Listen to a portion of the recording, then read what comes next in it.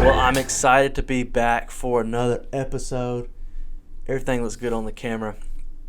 This is episode 3 of the podcast, and I'm so glad that you're watching. If you are, I'm thankful for everybody that has been giving me some encouraging support for this. We're going to keep doing it because I have fun doing it. Next episode is actually going to be really, really good because I'm going to have a great friend of mine on from college. His name is Ronald Kent, and he's a worship leader in Las Vegas, Nevada. But he's my boy, and so he will be on with us next episode. But first, normally I show you this right here, and you know what I say, America runs on Duncan. We'll get that in a minute. It's been a rough morning, very rough, but we're going to set aside from all that because for the first time ever here on the show, on the podcast, we have our first real sponsor. I was hoping for some confetti there, but whatever. First real sponsor, and it's not Duncan. They haven't reached out to me. But it's my friend Michael Foster over at TR Group Alex City. You're probably thinking, what is TR Group Alex City? I'm glad you were thinking that because I'm about to tell you. They are a car dealership. My guy Michael runs that bad boy over there. And if you need any kind of car, if you're in this area, if you're not in this area and you need a car, you can still drive on down. But if you're in this area and you need a car, you can go to trgroupalexcity.com and you can look at what they have. You can even tell him what you need and he'll find that for you. Or you can go to their Facebook, TR Group Alex City. And usually car dealerships, you know, I bought 3 or 4 cars in my life, and I'm always sketched out like you dread it, almost like you dread doing taxes. You dread going to the car dealership because you never know if they're being honest with you. You don't know who's being upfront with you. Some are some sketchy people, but I promise you, because I know Michael, that he's going to help you the most he can, and he's going to have his team help you because Michael is a great guy, and therefore he has great people under him, or he'd get rid of them. But he's going to help you out the best he can. Even Katie and I, hopefully closer to the end of this year, we're looking to upgrade her mom mobile, and that's where I'm going because I trust Michael, and I know he's going to help me find the perfect car for our family because he knows that my family is important to me and he wants us safe. And so you need to check him out at TR Group Alex City. Okay, first sponsor. Thanks TR Group and Michael for being our first sponsor on the show. Now this morning, I'm going to put this here as a centerpiece to talk about what we're going to talk about. Let's turn it like this. Product placement. Cheers. Bring it back some. Maybe here. Every morning I go to Dunkin' to get Katie her iced coffee. Large iced coffee, 8 pumps of mocha, cream and sugar. Every morning. That's what she wants. Well, last episode, my friend Zach, which I'm going to get to in a minute, said, hey, what do you drink? Because he watched it and saw me talking about Dunkin'. He said, what do you drink? I said, normally just get an iced coffee, small iced coffee, cream and sugar with caramel in it. He said, hey, try the Charlie. Me and my wife, Joni, have been getting it, and it's so good. I said, okay, I'll try it. So last week, Katie and I think it was actually Saturday, went to Dunkin'. Got an iced coffee. She did. I got the Charlie. Game changer. What it is a cold brew, because I got it right here, 2 whole milk, 2 caramel swirl. And so I've been getting it like 3 or 4 days in a row. And yesterday, I didn't ask for it, but they put the foam on top. Man, it's good. So I've been loving this Charlie. Well, this morning, I'm going to move this out. First this morning, or last night, at about 9 o'clock, my phone died. And my phone's done got to the point where when you plug the charger in, you got to wiggle it just the right way to get it to charge. I know you're thinking, grab a paper clip, clean it out. I did that. It still don't work. So you got to wiggle it. It died. So I wiggled it, thought it was charging, fell asleep at 9:30. Wake up at what I thought was 5:30 a.m. to go use the bathroom. Wake up. Oh, it still didn't charge. Phone's dead. What I didn't know is that when my phone dies, my watch sets back an hour. So instead of being 5:30, my watch told me it's 5:30. It was really 6:30. Didn't know it. I was supposed to be up at 6 to get the kids ready for school. That's what time I get up to get them ready. Well, the watch tells me it's 5:30. I'm thinking I got 30 more minutes. 6:30, really. Lay back down. My alarm goes off at 6 on my phone. So it goes off at what I think 6 on my watch. I hope you're with me. It's really 7 a.m. I get up and I'm panicking. I get Maverick up. I get him dressed. I jump in the shower, get out of the shower. I got to go pick up my brother and sister and take them to school. I'm panicking, all because my phone died and wasn't cleaned out. Well, that's why I think it wasn't charged, because it wasn't cleaned out. But regardless, my phone died. The dang charger wouldn't go in. So now I'm in this spot. I feel like, and I just had it, on the monthly plan. Last year, paid it off. Trying to keep it because I like the phone. I like the size of it. Don't want to add more to my phone bill. But I feel like they do this where as soon as it pays off, it's just like a car. It starts something happening with it, so you have to get a new one. But I'm not. I'm going to fight through. I'm going to keep plugging it in and charging it, and I can't let it die because then I'll be in that situation. So that started my morning rough. Went to Dunkin', got this. They handed me this, and I was like, this looks a little darker than the Charlie usually looks. So I was like, whatever. Take Katie hers, get up here to the office, take a sip, and it's disgusting. I don't know what happened. Even the tag on it has the right order, but it tastes disgusting. And usually I'd let that, not usually, but sometimes you'd let that ruin your day. But I can't get mad at them because I go there every morning, and even my previous order, they hardly ever mess up. And so the one time they do mess up, I'm not just going to lose it on Dunkin' and be like, oh, those dummies messing my order up. But, that's just how we are in life. People do something good hundreds of times, but the one time something goes wrong, we're very quick to get angry and upset at them. But I'm not going to do it to my guys Dunkin'. You got it wrong one day, that's okay.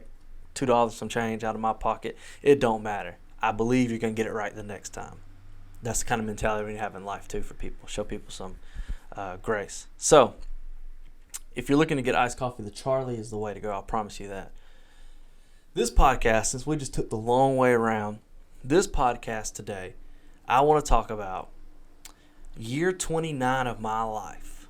So I just turned 29 last Friday, a few days ago. What do I want to accomplish, and what do I want to be better at? So there's a few things, but first, if you follow me on social media, you can at kcj.hall is my Instagram. Just look me up on Facebook. But I'm trying to put more stuff out there. Like, I want to be as creative as possible this year. And not just creative, but encouraging. I want to be encouraging too. So if you go to my Instagram, for instance, I have like quotes on there and different things that I hope will encourage people, because social media, and this isn't nothing new. Y'all know this. Social media can be something that really brings a lot of people's mood down. Like, you get on Facebook and it's people arguing, or you get on Facebook and maybe somebody shares something you don't agree with and it can just set you off. And I understand it could be that way. But if we can all have the mindset of, let's make sure that maybe we post something about our family, or we post something that we agree with, or whatever. I try to keep politics off Facebook and social media. You should too. Let's also try to post something aside that's encouraging or uplifting. If we can just stay positive on there, then a lot about, like, I love getting on there in the mornings and seeing people excited, or something good happen to people, or anything like that. Like, I love getting on and seeing that. So use yours as a tool to encourage other people, because you may not already know this, but your social media can and is a form of ministry for you. And if you are going to tell people that you are a follower of Christ, and I'm not saying Christian because Christians use loosely, but if you're an actual follower of Christ, then everything you say, in face-to-face, everything you post online, everything, people look at and base that off of you saying you're a follower of Christ. And so you may not know it, but your social media and your life and your words are all a ministry that point to Jesus. So when you look at it that way, it changes the perspective of what you should be posting online. You shouldn't be commenting just to argue. You shouldn't be posting things that you know, whether you agree with it or not. If it's a political view and you agree with it 100%, explain to me what posting it online will do for that. You rarely, if you post something online like that, the people that agree with you will comment and agree with it. But you're not going to change somebody else's mind that doesn't agree. So the only thing you did is you've posted something that's causing division. So there's no point in even posting it. You agree with it, great. Read the article, read the post, say that's great, keep it off. That's just my advice to social media. Sorry, I went on a little rant. So what I want to be, I want to be encouraging on social media. I want to be an encouraging person. I want to be as creative as possible. Side note, my boy Zach, I was talking about earlier, him, his brother Jeremy, and Mitchell and I went golfing Friday for my birthday. I've got to hurry. Went golfing Friday for my birthday, and we filmed a little 6-hole golf vlog that will be on the channel in 2 days. Friday. 2 days. This comes out Wednesday. It's going to be so good. And then the next Friday, I have a video where my family and I went to the zoo last week, or actually Saturday. And so 2 great videos coming up with this coming out each Wednesday. So make sure you subscribe and share it. Like, I was going to say like it, but I hate when people say subscribe and like. But if you want to, you can. So 2 main things. Year 29. What do I want to be better at? I was thinking about this, and these are kind of, you would think, generic answers. But I'm going to explain this in a minute. I want to be a better husband, of course, and a better dad. Those are my 2 things. And with both of those, the way I can be better, one way, is with patience. Both of them tie in with parenting and parenting and spousing, marriage, parenting and marriage, is being patient. My downfall is I don't have a lot of patience. I'm working on patience. I'm scared to pray for it because I know I'm going to get put in situations where it's tested. But I have to work on my patience. So, my question, parents, is what I'm starting to see is that the older my kids get, the harder it becomes. Like, is there an age, I guess I should ask my mom, I'm 29 now, is there an age where, like, so you're coming up, they start to talk, and it's getting harder and harder, but then, like, at, say, 24 or something, it slowly gets easier? Like, I need to know what that age is, because as my boys are getting older, it's getting more and more harder and harder for the patience. Like Maverick, he's 10 now, in 4th grade. That boy comes home and he thinks he knows everything because of YouTube and friends at school. And I have to remind him all the time that those friends at school are going to get you in trouble, because they may think they know everything, but they don't know everything in this house. And so we have to set that man straight. But it's a balance, because it's also the age where he thinks he knows everything, because now he's getting to that 10, 11, 12, asking for a cell phone now. And me and his mom and I said, no. But he's asking for a cell phone. He said, maybe when I'm 13, because I am a teenager and I may have to call y'all sometimes. I don't know if I'm ready for that. There's a lot of dangerous stuff. But he's also getting that age, so he's starting to know everything and get a little more vocal about it, which is great. But he's also the age where everything gets a lot more fun, because now it's not like, and JP's getting there too, where it's not like you have to be wrapped in bubble wrap to keep them safe, but you can be a little more rough, like when you're playing, and you can take them to do things that they couldn't do when they were little. So it's like this balance of smarter mouth, more fun together. And I don't know if that keeps going like this, and then eventually the smarter mouth goes away, but the fun stays. I hope so. But I'm working on the patience with them. And JP, luckily, he's only in 1st grade, so he's still that kind of listens to daddy. Hey, Maverick, you better do what daddy said, kind of thing. And so, but Maverick's getting that age where, knows it all. But it's fun. I do love it, the parenting aspect. And then my sweet baby girl, she can barely talk, but she's starting to throw fits. Like, if you don't give her what she wants, she'll, hit and scream until you pick her up and feed her. That's what she wants. She wants to be fed like her daddy. But marriage patience is a little different. So with parenting, I'm trying not to kill the kid, and you can relate. Not literally kill. I know if people watch this, I'm not literally trying to kill them. But, it's being patient with them. But marriage patience is like teamwork. So parenting is patience because you're the boss and they're kind of disrespectful at times. You got to get them straight without being frustrated, and being a good parent in a loving way. But marriage patience is teamwork. You're not just the boss anymore. Now there's a 50-50 co-owner in the house. And so it's like, of course, every marriage out there, you can relate. What do you want for dinner? I don't know. And then the worst of the nights were like, well, I'm not really that hungry. I'm probably just going to eat something at home. So what do you want? Oh, well, I guess we'll just go home and eat then. Or you still decide. The whole dinner's a fiasco. Marriage patience is different. You've got to work as a team.